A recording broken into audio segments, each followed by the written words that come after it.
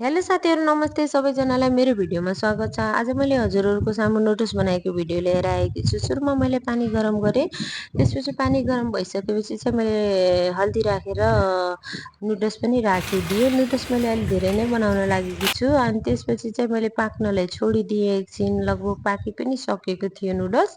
अनि त्यसपछि मैले हातले पनि ट्राई गरे पाक्यो कि नै भनेर। लगभग पाकिसकेको थियो। धेरै पाक्यो भने नुडल्स मिठो हुँदैन। अनि त्यसैले मैले एकछिन चलाइदिए अनि चलाइसके चाहिँ निकालेर मैले त्यसलाई चाहिँ धुनलाई रेडी गरे।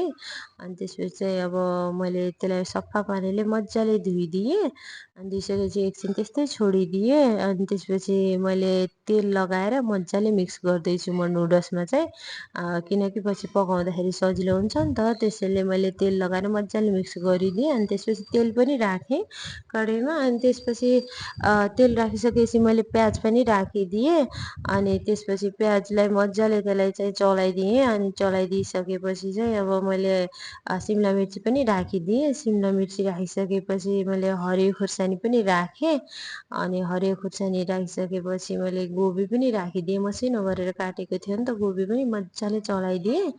अनि त्यसपछि चलाइसकेपछि लगभग एकछिन पाक्नलाई छोडिदिएँ। अब पाकेर पनि रेडी भइसकेको थियो। त्यसपछि मैले नुन राखेँ। नुन राखिसकेपछि चाहिँ नुडल्स मसला पनि राखिदिएँ। अनि त्यसपछि मैले नुडल्सलाई पनि राखिदिएँ है। अहिले मैले धेरै बनाउँथेँ नुडल्स त्यसैले फेरि अझ राख्दैछु नुडल्स। अनि मैले नुडल्समा कस्तो राम्रो कलर आएको छ हल्दी राखेको भएर चाहिँ।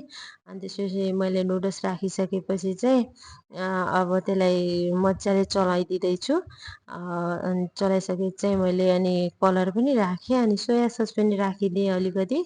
अनि त्यसपछि मैले चिल्ली सस पनि राखेँ। अनि चिल्ली सस राखिसकेपछि चाहिँ अनि मैले नुडल्स मसला पनि राखिदिएँ।